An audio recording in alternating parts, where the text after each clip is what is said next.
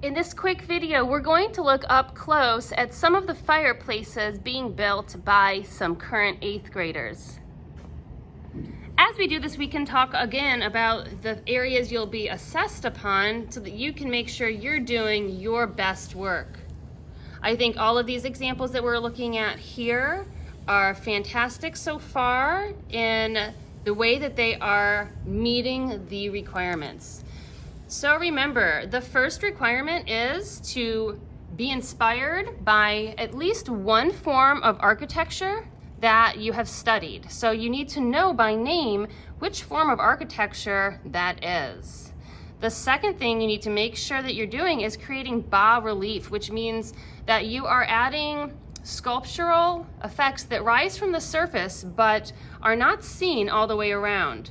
So examples here of bas relief are all of these additions that have been added onto the surface of the slab that stick out somewhat but do not stick out far, and they're not a sculpture in and of itself.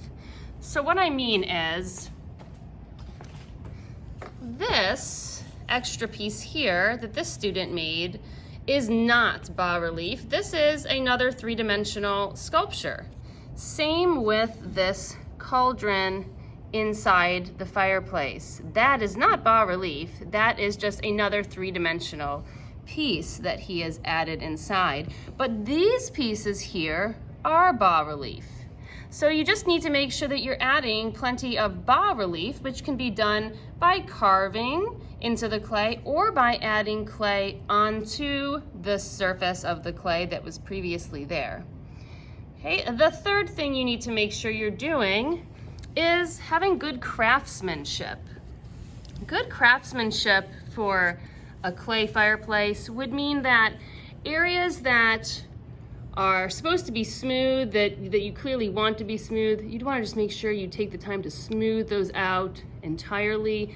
That's something that you can do towards the end of your time working on your project using a sponge.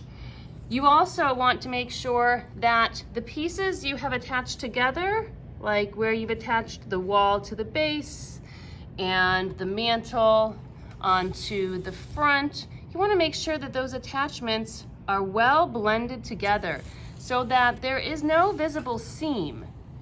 You don't want it to appear like one piece can just pop right off of another one. These examples here that I'm showing you have very well connected pieces. In fact, you don't really see where one piece connects to another because they've been blended and smoothed together.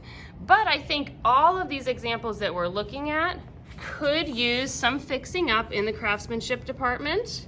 So even though these are all excellent examples, we would still, before finishing any of these projects, we would want to smooth out areas like this, just try to make it look more refined. Last requirement that you'll be graded on is use of texture. You want to create a variety of textures all throughout your fireplace. You want to make it look like parts of your fireplace were created by different materials.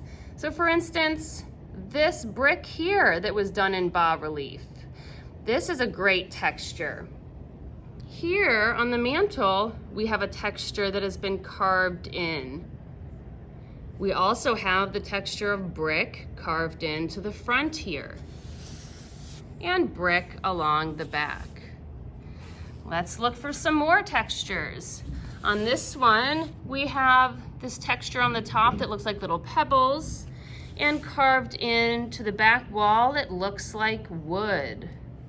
Also, these flowers here are in bas relief, creating both decoration and giving it some extra texture. Okay, the front texture here, we can see it looks like stones. And here we can see a lot of texture carved in to the columns, as well as to the back wall. Last point I want to make is that even though you're not being graded on having windows and openings in particular, think about what you would want a candle holder to look like. These fireplaces can serve as great candle holders because you can put the candle, once you get this finished at home, inside here. And so any place where you've cut out openings, like these students have, those are areas that you're allowing light to shine out of. So if you have this in a dark room and a lit candle is placed inside, wherever you have these openings, you're gonna see light. So think about creating some interesting openings if you haven't already. Also, make sure you're adding forms using extra clay or carving away forms on all sides of your fireplace. You don't want to leave the back wall solid and plain and just decorate the front. All sides are equally important for your fireplace. I hope this video has helped you to see some great examples in progress and to help give you ideas of where to go as you're working on your fireplace today.